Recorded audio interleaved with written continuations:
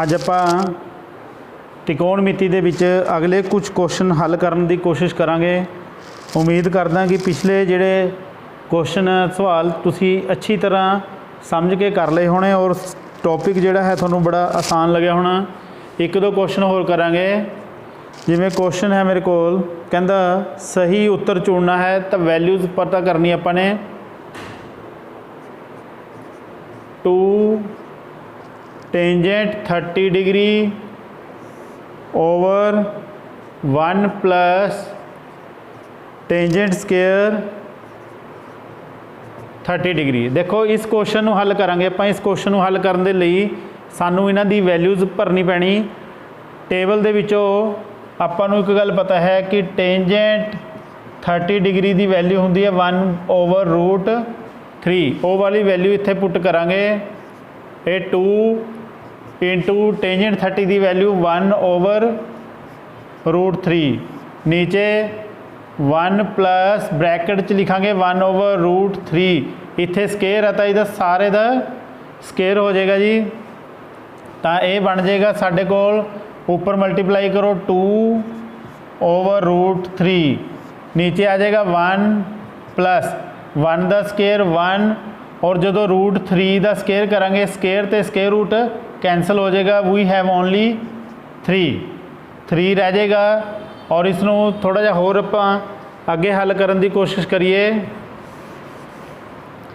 तो अगले स्टैप दे विच तुसीं देख रहे हैं इसका ये 2/√3 आ गया। ये मैं 1 के नीचे 1 लगाया एलसीएम लेने ली। एलसीएम की आएगा दोवां की मल्टीप्लीकेशन 3 1 ज़ा 3 एलसीएम आ गया जी। क्रॉस मल्टीप्लाई 3 1 ज़ा 3 plus 1 into 1। So we have in numerator ऊपर की आया साढ़े कोल 2/√3। नीचे प्लस हो गए 3 + 1 4/3। रेसिप्रोकल हो जाएगा इसका जी। ये आ जाएगा 2/√3। नीचे वाली टर्म उल्ट जाएगी, उल्ट के ऊपर चली जाएगी। ये हो जाएगा 3, नीचे की रह जाएगा 4। ये देखो कैंसिल हो रहे हैं 2 2 ज़ा 4। तब फाइनली वी हैव ऊपर की बचा फाइनली 3, नीचे की आ गया 2/√3। इस तो अगे भी तुसी हल कर सकते हैं। देखो तुसी 9th क्लास दे विच डिनोमीनेटर जिहड़ा है नीचे वाली टर्म जिहड़ी है इसके हरां दा परिमेयकरण सीखिया सी कि अगर नीचे वर्गमूल की कोई रकम आ जाती है तो उसनों कैंसल करने के लिए असी उसे रकम नाल ऊपर नीचे मल्टीप्लाई करना हुंदा है। तो तुसी देख रहे हैं ये इहदे नाल मल्टीप्लाई होके 3√3 आ जाएगा। नीचे आ जाएगा 2 इंटू √3 नूं √3 नाल कैंसल करांगे तो रूट की हो जाएगा जी, कैंसल हो जाएगा। स्केयर रूट कल्ला अपने कोल रह जाएगा 3। इस 3 नाल 3 कैंसल हो जाएगा। So finally we have √3/2 is the answer. तो ये साडा जिहड़ा है आंसर आएगा इस क्वेश्चन का। बड़ा ही आसान क्वेश्चन सी। इदां तुसीं ये वाली वैल्यूज़ जिहड़ियां कढ सकदे हो। तो होर क्वेश्चन आपां इस दे नाल दे कर सकते हैं। एक बड़ा ही इंपॉर्टेंट सम जिहड़ा है मैं करवाने जा रहा इस एक्सरसाइज दे विचों।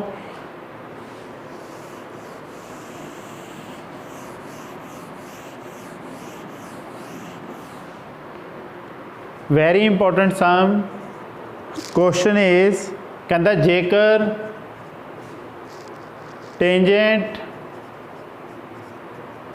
A + B = √3 ਅਤੇ tangent A - B = 1/√3 find A and B। तो A ਅਤੇ B का मुल पता करो जिथे A is greater than B। A की वैल्यू जी है B तो वड्डी होनी चाहिए है और A + B जेडे हैं इन्होंने दोवां का सम 0 डिग्री तो वड्डा और 90 डिग्री तो की होना चाहिए है छोटा होना चाहिए, लैस दैन और इक्वल टू भी हो सकता। बहुत आसान क्वेश्चन है जी। अगर इस क्वेश्चन को असीं हल करिए तो सल्यूशन आप इसका करते हैं जी। सब तो पहले की गिवन है टेंजेंट ए प्लस बी, इसकी वैल्यू कितनी है जी √3। टेंजेंट की वैल्यू कितनी है √3। हुण तुसीं ये सोचना भी टेंजेंट की वैल्यू √3 कदों होंदी है। देखो टेंजेंट टेबल दे विच चैक करो 60 डिग्री की वैल्यू होंदी है जी √3। क्लीयर हो रही है गल जी। तो इसका मतलब तुसीं इसनूं इदां भी लिख सकते हैं टेंजेंट ए प्लस बी और ये √3 किसकी वैल्यू है टेंजेंट 60, क्योंकि इधर भी टेंजेंट है तो इधर भी टेंजेंट, ये दोनों कैंसल हो गए। तो अपने को एक इक्वेशन आ गई A plus B is equal to 60 degree. अते एक नाल होर की है टेंजेंट ए माइनस बी की वैल्यू दे रखी है। Tangent A minus B is equal to 1/√3 दे 1/√3 दे बराबर है। और सानू पता होना चाहिए है कि टेंजेंट 30 डिग्री की वैल्यू 1/√3 होंदी है। तो मैं करना की है, मैं सिंपल ए माइनस बी 1/√3 नू हटा के उसकी वैल्यू की पुट करांगा जी टेंजेंट 30 डिग्री। इत्थे भी टेंजेंट ते टेंजेंट आप कैंसल कर सकते हैं। तो अपने कोल की आ जाएगा finally A minus B is 30 degree. Now we have 2 equations, 2 equations आ गई। इन्हां दोहां इक्वेशनस नू असीं सॉल्व करना जिमें 3rd चैप्टर दे विच असीं एक्स वाई दी वैल्यूज़ कड्ढियां सी, सेम उस मैथड दे नाल इनू हल करांगे। 9 ए प्लस बी किहदे बराबर आया जी 60 डिग्री दे, और ए माइनस बी किहदे बराबर आया जी 30 डिग्री दे। करना की है प्लस है माइनस, दोहां नू प्लस करांगे तो कैंसल।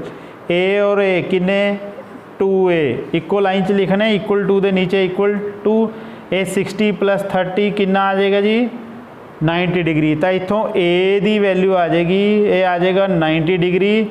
ये 2 नीचे 2 तो कैंसल हो जाएगा, ये आ जाएगा 45 डिग्री।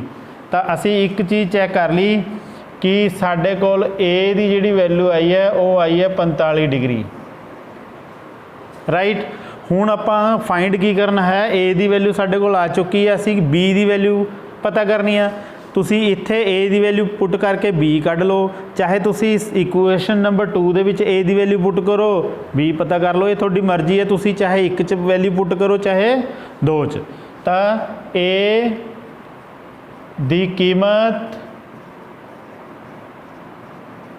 समीकरण 1 विच भरो। समीकरण 1 किहड़ी है जी, पहले आपां इहनूं एक बारी लिख लैंदे हैं A plus B is equal to 60 degree, A वाली लिख ली, A plus B is equal to 60 degree. A की वैल्यू कितनी है 45, ए नू हटा के उसकी जगह उसकी value B is equal to 60 degree. तो इतों बी की वैल्यू आ जाएगी, बी आ जाएगा 60 डिग्री।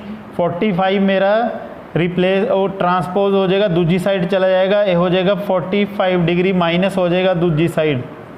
तो फाइनली बी की वैल्यू 60 डिग्री माइनस 45 डिग्री कितना आ जाएगा जी, ये आ जाएगा साढ़े कोल 15 डिग्री। सो ये साडा फाइनल आंसर आ गया। ए की वैल्यू आई है 45 डिग्री, बी की वैल्यू आई है साढ़े कोल 15 डिग्री। क्वेश्चन बड़ा आसान सी, दोबारा देख लो। इंपॉर्टेंट सम है कि tangent A plus B is equal to √3 दे रखा सी, और टेंजेंट की वैल्यू 60 डिग्री के उत्ते की होंगी है जी √3। तो मैं करया की है √3 नू हटा के उसकी जगह टेंजेंट 60 भरता है, कैंसल करते, ए प्लस बी एक इक्वेशन आ गई is equal to 60 degree. Similarly मैं दूजा करता, बाकी सिंपल अपना 3rd चैप्टर के विच जिहड़ा है वो आपां यूज़ कराया वा। तो इदां असीं ये क्वेश्चन जिहड़ा है बड़ी आसानी नाल सॉल्व कर सकते हैं।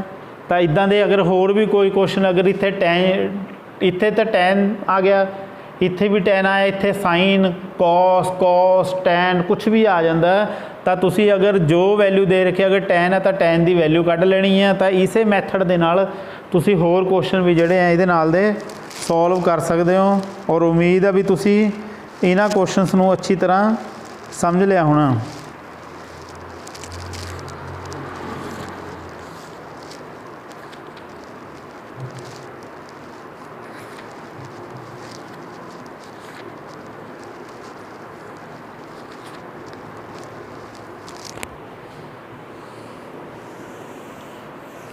कुछ क्वेश्चन होर इस चैप्टर के विचों बड़े छोटे छोटे सम जिहड़े हैं वो आपां डिस्कस करांगे। उस तो बाद फिर आपां नैक्सट एक्सरसाइज ते मूव करांगे।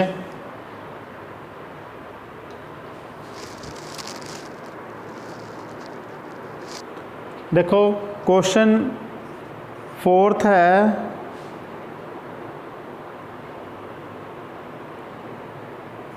आपां ने सिर्फ ये दसना है कि केड़ा सही है या गलत है, ये दसना है जी। क्वेश्चन है कहता first sine A plus B is equal to sine A plus sine B. Second question है थीटा दे ਵਧਣ नाल साइन थीटा दा मुल भी ਵਧਦਾ है, यानी कि साइन थीटा इंक्रीजेज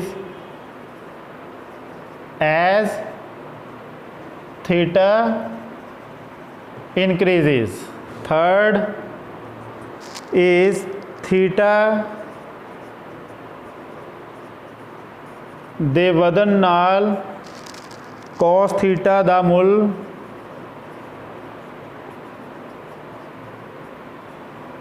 भी ਵਧਦਾ है।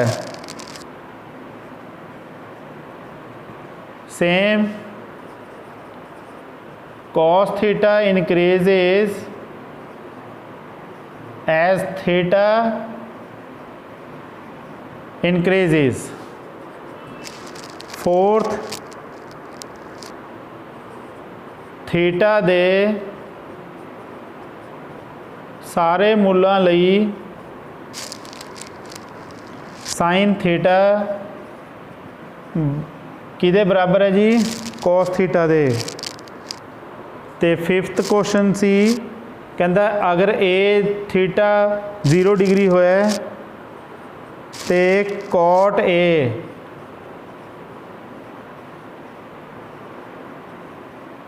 परिभाषित नहीं। कहता जे ए की वैल्यू 0 डिग्री है then cot A is not defined. Simple जे क्वेश्चन देखो जी, बड़े आसानी नाल आपां इन्हां क्वेश्चनस नूं हल कर सकते हैं। तो सब तो पहले फर्स्ट क्वेश्चन की गल करांगे। कहता ये चैक करो कि ये सही है या गलत। आप कोई भी दो एंगल लेके चल सकते हैं। लेट ए इज़ 60 डिग्री और बी इज़ 30 डिग्री। दो वैल्यूज़ ले लिया मैं, ए नू 60 डिग्री मान लिया, बी नू 30 डिग्री। इस वैल्यूज़ पुट करांगा मैं, देखो ये बन जाएगा 60 डिग्री प्लस 30 डिग्री।